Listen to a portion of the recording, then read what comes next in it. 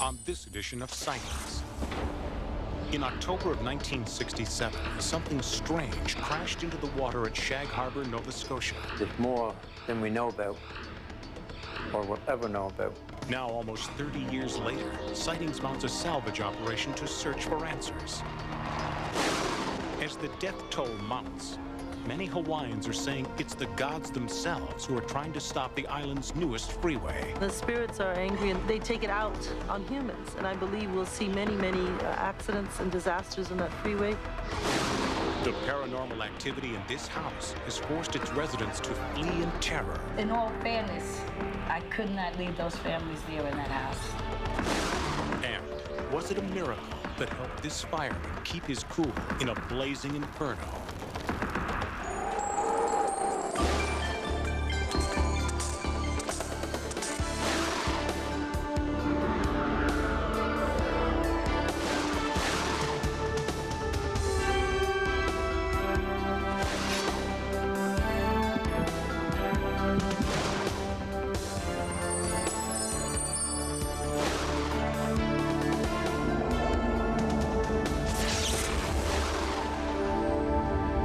Welcome to Sightings. I'm Tim White. Recently, Sightings brought you the story of an apparent UFO crash in Shag Harbor, Nova Scotia in southeastern Canada. A significant government paper trail reveals startling evidence that there may be extraterrestrial debris hidden at the bottom of the shallow harbor. With Canadian investigator Chris Stiles, Sightings is launching its first UFO recovery operation.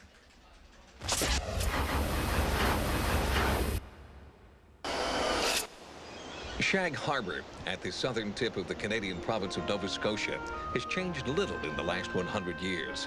Generation after generation here have earned their living from the sea, hauling lobster and cod out of the icy waters of the Atlantic Ocean.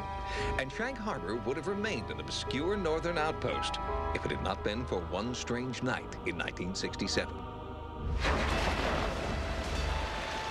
There was a bright light, an enormous crash, and an unprecedented joint mobilization of Canadian and American government forces. Exactly what hit the water in Shag Harbor, I'm not sure of. But whatever it was tracked for a great distance. It was in trouble. This man is a member of the Canadian Armed Forces with a security clearance above top secret. He was part of the original Shag Harbor strike force and spoke exclusively with Sightings about what the military knew. It had entered the high atmosphere over in northeastern Siberia.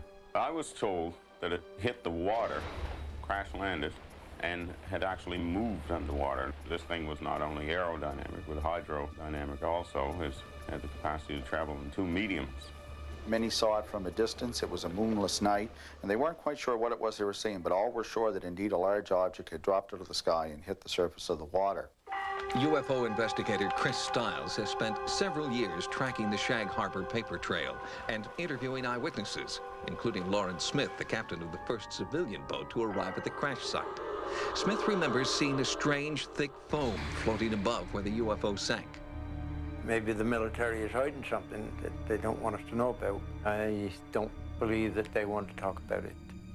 There's more than we know about, or will ever know about. Stiles' relentless pursuit of information recently turned up new proof that American interest in the Shag Harbor UFO investigation extended to the highest levels of the U.S. military. One interesting document on Shag Harbor that's recently come to our attention is the APRO document. APRO, which is an acronym for the Aerial Phenomena Research Organization, says quite clearly that at the time of the Shag Harbor event, there was a U.S. air photo reconnaissance mission in the area at high altitude. An hour later, after the event, we have a strategic air command operation in the area. According to members of the Canadian military who wish to remain anonymous, the UFO was amphibious. After crashing into the waters of Shag Harbor, the craft continued to move underwater toward a top-secret military installation off Government Point in Shelburne.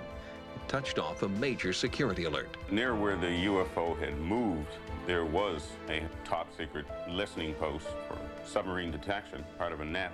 This thing almost moved over top of their cable. This object was resting on what is known as the MAD grid. That's an acronym which stands for Magnetic Anomaly Detection, part of the basis function.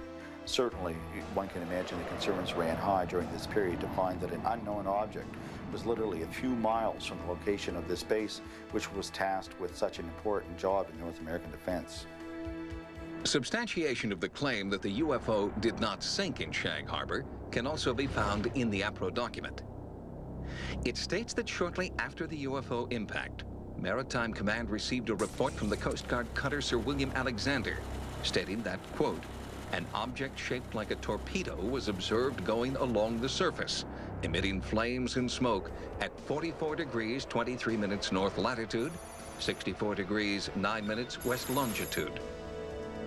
Maritime Command ordered an immediate search and recovery operation.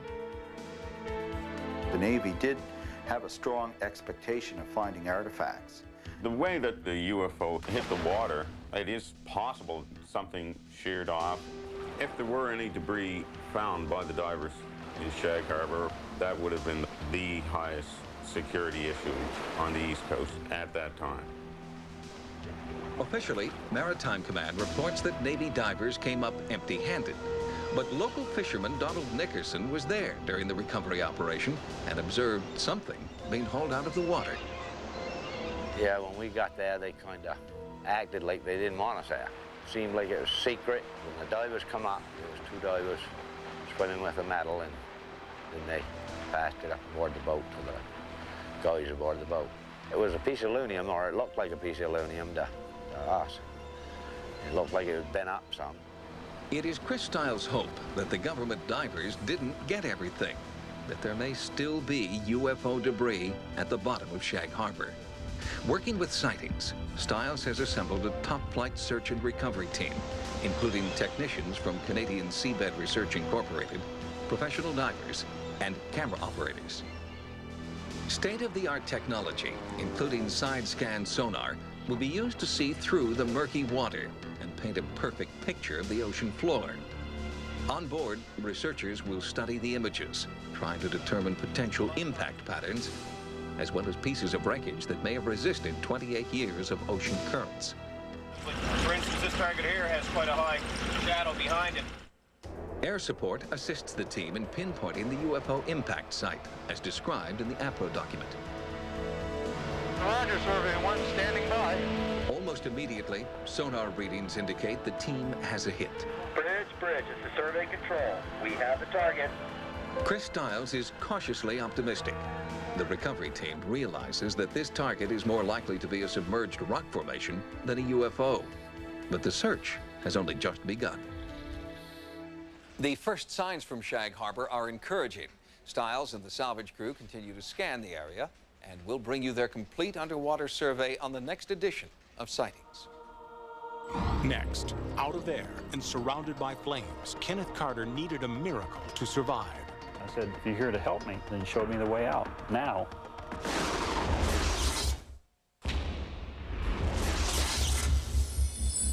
Few letters from Sightings viewers have touched us the way that Kenny Carter's letter did. He wrote to us about a deeply personal encounter with the supernatural. I was a firefighter, Kenny's letter begins. During the first few years, I never really came close to death, although some of the guys did. Then, in 1970, death called me.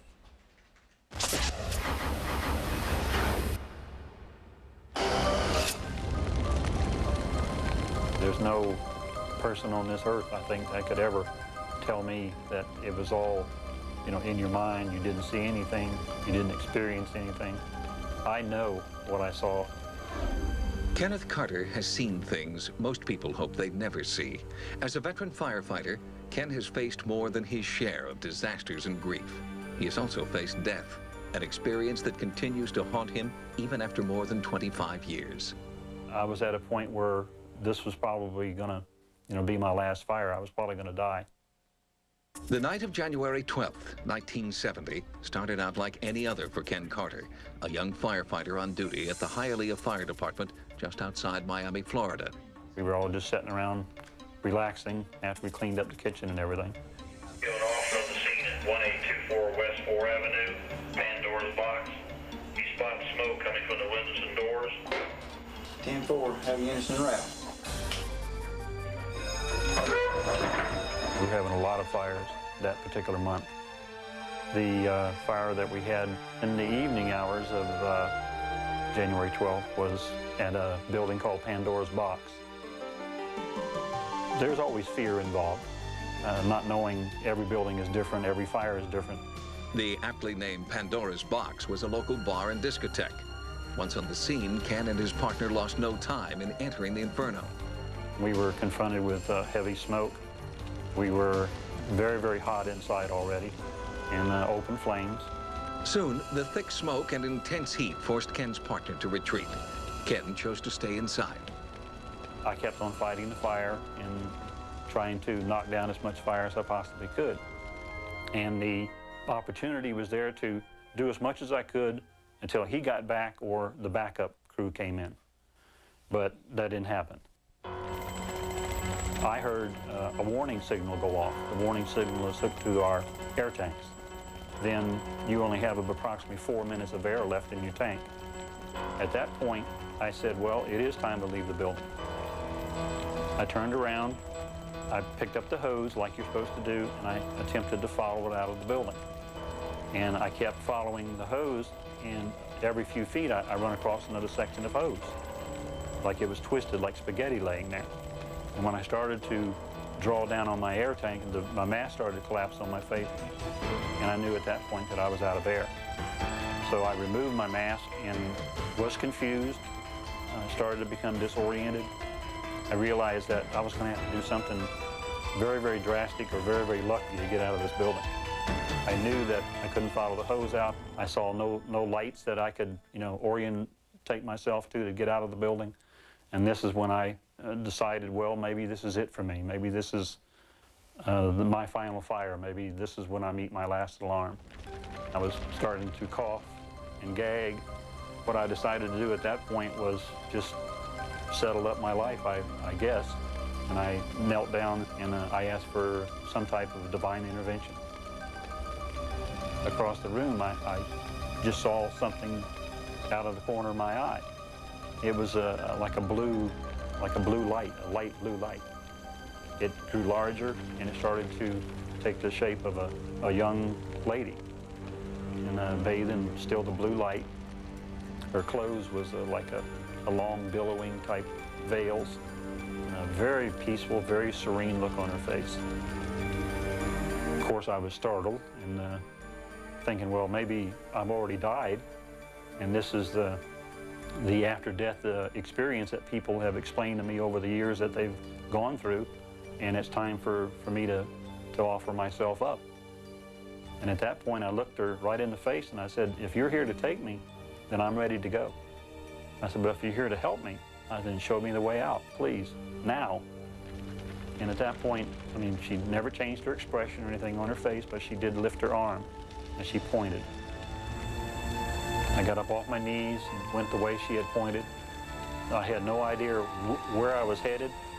When I got to the point where she had pointed, I felt nothing but wall. But when I pushed on this section where I was standing, a door opened and I fell out into the parking lot. Later that same night, after the fire had been knocked down, Ken went back into the building in search of an explanation for his vision. I visually just scanned the room, and everything within my view was pretty good distance away except for one post that was in the middle of the room. And I walked over to the post and I said, well, this is what I had to see, with blue lights on it, and, still trying to, I think, deny a little bit, this whole incident. When I examined the post, I had removed my glove to do so. I don't know why, because everything inside of this building was still extremely hot. But when I touched the post was cold. And as I touched the post, like a blue tinge started to encircle my hand. And I knew then that this was just totally a true incident that happened to me. And this is when I, really decided it's time to thank somebody. Fire Marshal Robert Stedman, recovering from throat surgery, still remembers his reaction to Ken's amazing story. I confronted Kenny. Kenny, you told me at that fire you were let out of there. What do you mean let out? And he told me, yes, Mark, I was let out by my angel. Since then, I believe that he was let out by an angel. Author and researcher Alma Daniel finds Ken Carter's encounter typical of those who have been touched by an angelic experience. An angel cannot interfere with your free will or your destiny, but if it is not your time to go, the angel will definitely guide you through whatever situation, whatever traumatic moment that you are in, whatever danger you may be in, will make sure that you get out. For other firefighters who regularly face life or death situations, reports of divine interventions are not uncommon. You know, you go out on every call, and after it's over with, you kind of stand back and you look and say, well, you know, how did we come through this in one piece? And in the back of your mind, you know, the whole time you got somebody looking after you. There's no doubt about it. I think we definitely have got someone looking after us. We have guardian angels out there looking after us. If you have not fulfilled your purpose on this planet, if you still have a contribution to make, the angel will be there and make sure that you get through. Soon after the fire at Pandora's Box, Ken Carter transferred to Hialeah's emergency rescue team. He has spent a quarter century saving the lives of others. It's a terrific job. You can help so many people through so many situations. Saving a life there's nothing in this world that compares to it. Nothing. And I still see her vision every now and then. I still picture her even today. I get chilled, still thinking about it. Kenneth Carter is only one of a number of firefighters who believe that they have been saved by an angel. In fact, the blue glow that Carter describes is a common vision among firefighters who've narrowly escaped death while saving others. Next, NASA technology uncovers lost civilizations. An ancient Chinese philosophy helps home sales. Later, the curse of Hawaii's H3.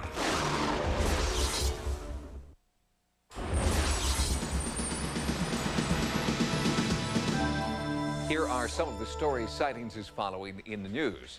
The southwest corner of the Arabian Peninsula is so devoid of life, it's called the empty quarter. Well, now satellite imaging from NASA has found a city in the empty quarter, unseen for 2,000 years. In Oman, the city of Ubar was known only through ancient legend and fable, until NASA imaging radar proved that this was one mythical city that was not a myth. Ubar was uncovered 4 years ago by amateur archaeologist Nicholas Clapp. We started out with the space shuttle on the Space Shuttle Challenger in October 1984, and we had 2 passes over our site that actually gave us the very first map of the area. Lawrence of Arabia called Ubar the Atlantis of the sands, a lost city that could never be found. But in 1991, ancient caravan roads were detected in these satellite photographs, and all roads led to Ubar. All of a sudden we realized that what we saw on the surface was just the tip of the iceberg, that there was a large fortress with 9 towers, and 3,000 years ago it would have been a pretty significant outpost of civilization. While brand new radar imaging of the oceans has failed to turn up Atlantis yet, several other mythical cities on land have been discovered. It's making a real dent in Central American archaeology, where it cuts all the way through the foliage, and you can see what's down in ground level. And there's some real abiding myths out there. Obviously Sodom and Gomorrah, there's 3 or 4 Islamic myths, and I think sooner or later things like that are going to be solved.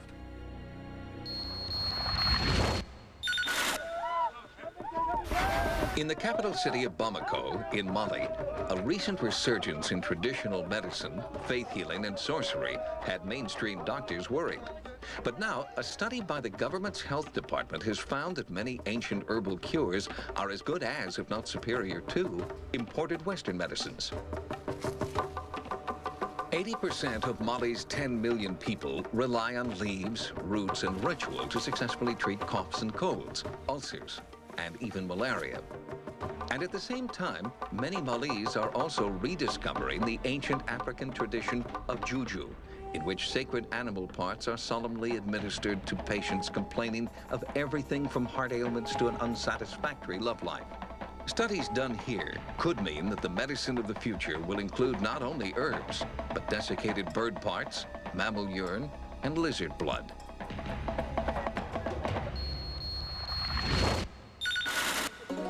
In Southern California's sprawling suburbs, progressive builders are now designing new homes based on architectural principles that date back more than 1,000 years. It's the Chinese design principle called feng shui.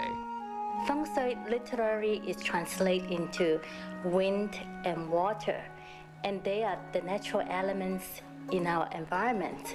And the biggest concept of feng shui is about the balance in life. Marcia Galanko, a feng shui consultant, advises builders that a harmonious environment begins with the site. Homes should be built on a gentle hill, never on flat land.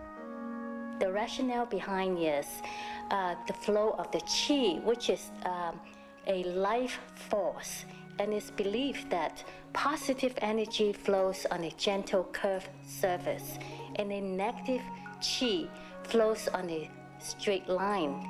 Galanko warns builders that potential buyers immigrating from the Pacific Rim prefer the positive number 8 instead of the negative number 4 over the front door, and they will avoid homes where the staircase faces the front door. There is a cultural belief that the staircase that's facing the door, that all the good things flows out of the home into the street. So when people are looking for homes, they would choose not to have the staircase facing the front door. Although most builders who consult with Galanko are looking initially for ways to increase home sales in Asian communities, they are finding that the application of ancient feng shui principles is benefiting home sales in all areas. When we first started this design process, the whole concept of feng shui was unconventional to us. We maybe questioned a little bit, but once we incorporated in the design, we had very positive comments about our homes, and our home sales have picked up. Feng Shui is not just superstition. It's not just a cultural belief. It's actually a very wise concept about the quality of our lives. And anybody can actually use it to bring out the goodness in them and to make wise choices. We'll have more stories from the news next time. Now, here's what's coming up on Sightings. There's trouble in paradise as deadly accidents plague Hawaii's haunted highway. The Hawaiian gods have a way of taking care of their own. Is the Roswell autopsy footage a hoax? Later, fallout from the so-called alien autopsy film.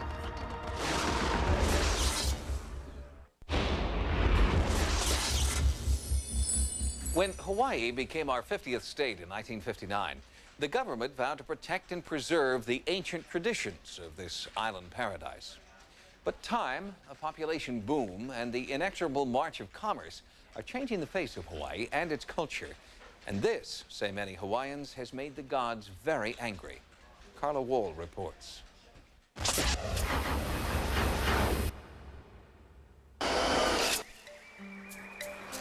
On the island of Oahu, the tropical landscape has had to make way for vacationers and the high-rise resorts that line Waikiki Beach. And just outside of Honolulu, a lush and sacred valley has been forced to make way for this. Once completed, the H3 freeway will connect Pearl Harbor with the Kaneohe Marine Base. The road bisects the Halava Valley, a sacred and kingly Hawaiian burial site filled with ancient shrines. I believe that the Hawaiian gods will take care of those who are responsible for this freeway, and that we're going to see them meet up with very unexpected and nasty ends. Lilikala Kame'elahiva is an associate professor at the State University Center for Hawaiian Studies. She's done extensive research into the history and culture of the Halava Valley. She warns that by building here, the Highway Department has unwittingly released a curse on the H3 project. When bones are unearthed and destroyed, what happens in the Hawaiian culture, belief system? When you disturb the bones, you're disturbing the spirit. The spirits are angry and they're walking the land angry, then they take it out on humans. And I believe we'll see many accidents and disasters on that freeway. We've already seen quite a number of freak accidents that have happened with the construction of the freeway. In fact, Interstate H3 has been plagued by disaster. 20 years behind schedule and almost $1 billion over budget, critics charge the highway is the greatest boondoggle in the state's history. 2 construction workers have died working on H3, and there are numerous reports of freak accidents, equipment failures, and haunting apparitions. It was in 1992 that archaeologists surveying the area for the State Highway Department discovered several ancient sites of rare and powerful significance. Earl Neller is a state archaeologist and cultural historian studying the Halava Valley. How significant are the sites that the highway is cutting through? The valley that was chosen for the project is probably the valley with the most sites. And not only did it have a lot of sites, the archaeological sites in Halava are quite unusual. One of the most important sites is this women's shrine called a heiau. These rocks and stone terraces are sacred to the people of Hawaii because it is here, legend says, that Hawaii's Earth Mother was born. They discovered that these petroglyphs were underneath the moss, and they scraped some of the moss off so they could be easier to see. And one of the figures is a childbirth petroglyph with a figure with a dot between the legs.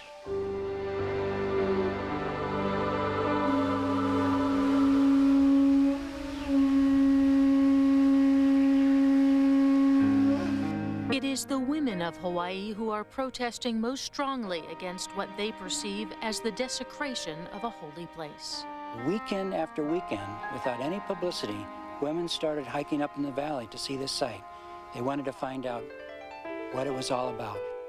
I traveled to the site with several Hawaiian women and asked them about the supernatural forces at work here. It brings the people that are supposed to be here, you know, sometimes even against their will. The people that are supposed to be here, they're supposed to take care of this place, they just have to do it. You feel that you're called here? Yeah. I think that all of us who come here and take care of this place are called here. Laulani is one of many young Hawaiians who feel that in order to protect and preserve the old ways, they must protect and preserve the valley.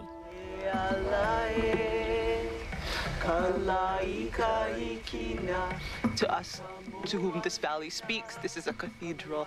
This is a sacred place, and you know, there's no value that you can put on it.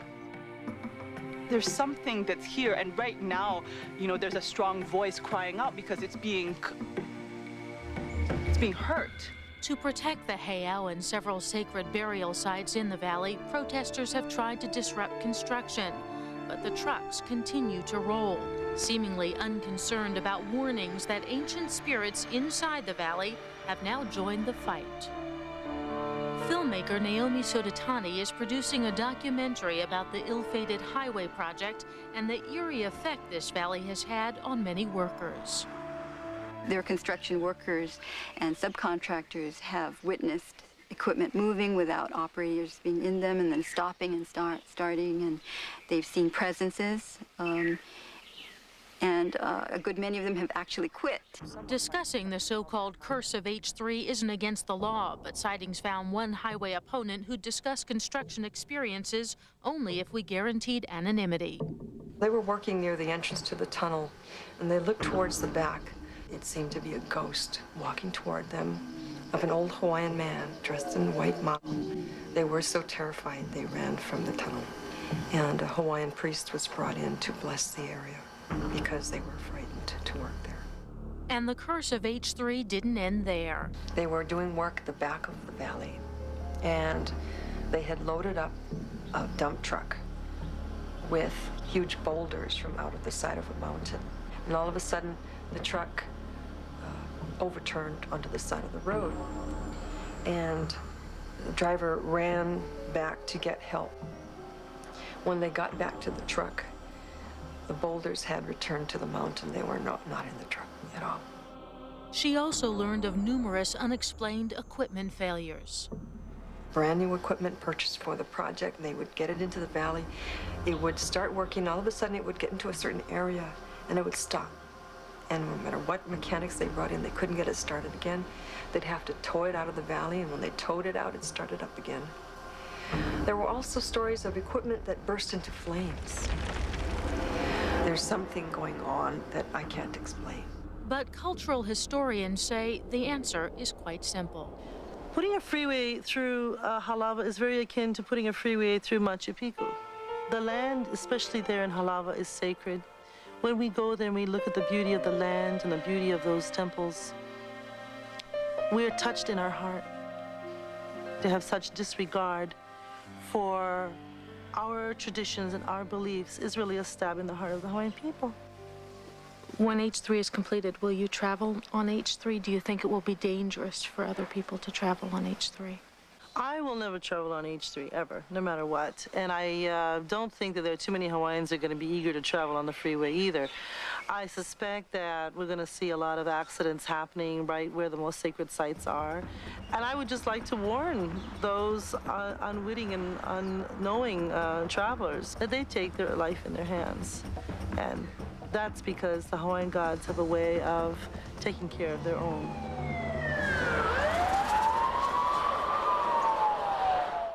Hawaii Senator Daniel Inouye was one of H3's earliest proponents, and he continues to champion the controversial project. Sightings has made several requests for an interview with Senator Inouye, but our requests were declined. Next, are Civil War spirits forcing the residents of this home to flee in terror? I says, I want y'all to pray in this house because what I just saw was spiritual warfare.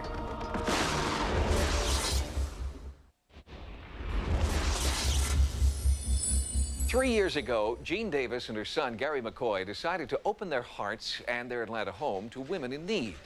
And until recently, Jean and Gary were able to provide shelter and job training for dozens of homeless women. But now that's all changed. There's an unwelcome visitor in the house, a visitor they believe is not of this world.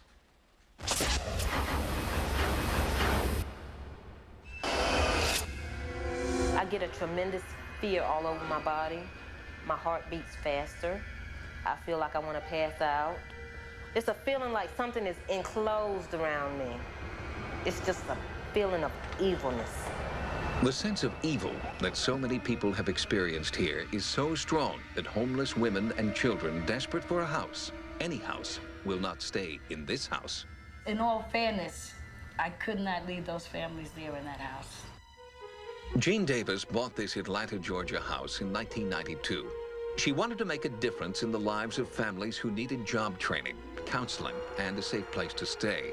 But almost immediately, what Jean had hoped would be a sanctuary became a center of fear and anxiety, where residents and personnel alike reported disturbing visions, eerie sounds, and revolting odors.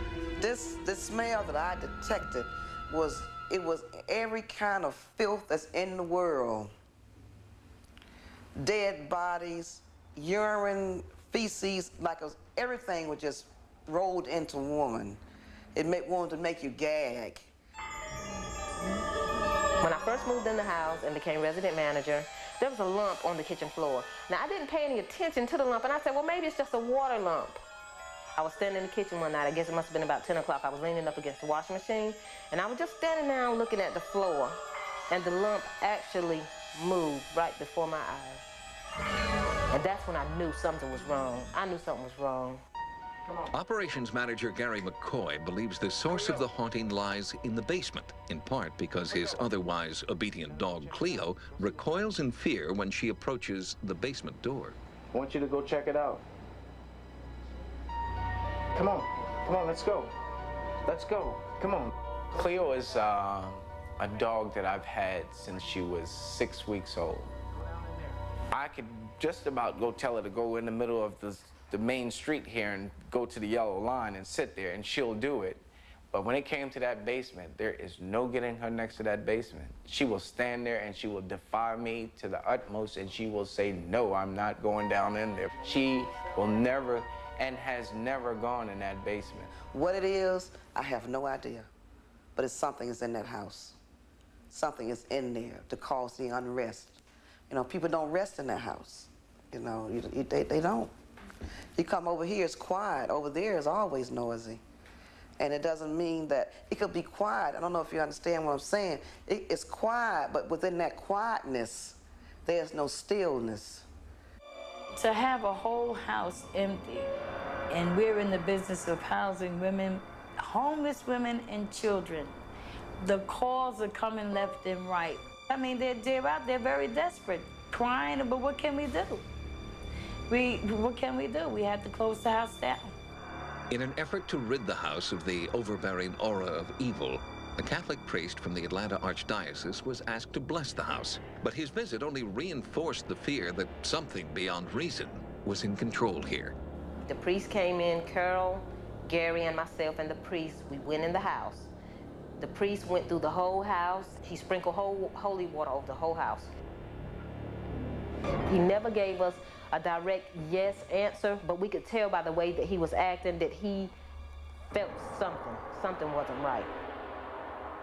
He called the name Lucifer, and I started talking about what had happened. And as soon as he said the name Lucifer, the house, this rumbling came from the basement. There was a loud, thunderous rumble up under our feet, like the house was coming up off the hinges. At that point, I jumped up, I flew out the front door. I says, I want y'all to pray in this house because what I just saw was spiritual warfare. But why this house? Why these people who were reaching out a hand of support and comfort? Sightings asked title examiner Christopher Cafaro to research the area's past for clues to the present haunting. He linked the house to a bloody Civil War battle. There were 3 battles for the city of Atlanta. The third one took place in what is called the Battle of Ezra Church. Ezra Church was located approximately maybe a quarter mile, if that, from this house. So this house is sitting in the hot spot of a pretty substantial Civil War battle where I would say about 5,000 Confederate troops and 600 Federal troops died. Sightings also asked psychic Peter James to conduct an on-site investigation in the Atlanta house. Without any knowledge of the area's past, he was able to confirm psychically the home's connection to a bloody confrontation. What I sense in here is I get the impression of a man who wears some kind of a headpiece or a hat, and I see like a brim on the hat or something wide on his head, and I'm feeling that he stabbed someone, but he himself was murdered. You see? So it's like there's like a double whammy here. Just a few minutes into the investigation, Reba fled in fear and could not be convinced to return. My heart started beating. I thought I was going to pass out. It's not working for me, letting them do it on their own. I've seen enough of what I want to see anyway. I know there's something in there. You ain't got to walk me through it. I know. That's it. While Reba waited outside, Peter led the remaining staff into the basement. This was the source of the haunting, he told them. Okay, here, cold spot. Feel this. Come on, someone put your hand through here. Feel it, look, feel it. Peter felt that the spirit was feeding on their collective fear. To make the haunting go away, the group would have to confront the supernatural force. There are loving souls that need to occupy this house. Your presence is no longer welcome here. Be gone now! After the session, the group members were hopeful but somewhat skeptical, until Cleo did something she'd never done before. Where are there, like, see, I mean, she's even this close. Whatever it was, it's on its way out or it's already gone, because knowing the way she acted in the past and never even wanted to go near the door to the basement and having gone as far as she did gives me some type of comfort. I have a great sense that this house will once again experience peace and peaceful living. Although Peter James believes he has successfully purged the shelter of its evil spirits, many women who stayed there since our investigation continue to feel uneasy in the home. For that reason, the owners have decided to convert it to a men's shelter and transfer the women to a different location. Next, Sightings viewers go on air and online to speak out on the alien autopsy film. So I think there's probably covering up somewhere. The Sightings online site continues to offer viewers a unique opportunity to download information and images and to dialogue with people nationwide on paranormal topics. Recently, we initiated our largest live chat forum ever. And not surprisingly, the one topic on everyone's mind was the Roswell autopsy film. Fact or fiction? Paranormal breakthrough or elaborate hoax? The Roswell autopsy film has generated a public debate unequaled since the original saucer report nearly 50 years ago. And after Sightings' original report on the film, where a majority of experts expressed disdain for the authenticity of the footage, viewer response was immediate and not altogether favorable. The feeling of respect and integrity towards Sightings that my friends and I have held has been destroyed by your obvious cover-up and disinformation campaign concerning the alien autopsy. Most viewers took advantage of Sightings' online site. In fact, in the weeks after the report, there was a 50% increase in email messages. The film is clearly 1947 vintage. The shots were not always filmed from the best angle because this was not a movie set, but an autopsy lab. You were totally slanted to it being a fake and made it sound like no expert believes it is real. That just isn't true. Due to the overwhelming response, Sightings conducted an online survey and posed the question, do you believe the film of the Roswell autopsy is real? 74% of viewers responded yes. Is the Roswell autopsy footage a hoax? We're exploring that question right now with Rob Morheim, segment producer with the TV magazine show Sightings. We responded to viewer concern about our take on the autopsy film by initiating a live, unrehearsed open forum, on air and online simultaneously. Appearing on Michael Corbin's weekly network radio program, The Paranet Continuum, Sightings was also plugged into a chat session on America Online. Did you want to believe that this was true? Not necessarily. I like to think I have an open mind. I don't think there's been really enough evidence, so I think there's probably covering up somewhere. The opportunity to dialogue about the Roswell autopsy film, as well as the controversy surrounding it, continues. And Sightings will continue to bring you the considered opinions of experts on every side of the issue, because the best way to get to the truth of any issue is to explore the evidence in an open, educated forum. While many Sightings viewers disagreed with our cautious approach about the Roswell autopsy film, it was your comments on the internet and in phone calls and letters that prompted us to expand the original investigation. We hope that you'll continue to communicate with us on any and all paranormal topics that you'd like to see on Sightings. From Paramount Home Video, 3 special editions of Sightings. The UFO Report, the Ghost Report, and the Psychic Experience are $14.95 each. Suggested retail price wherever videos are sold, or by calling 1-800-555-9752. Until next time, remember, no mystery is closed to an open mind. For Sightings, I'm Tim White.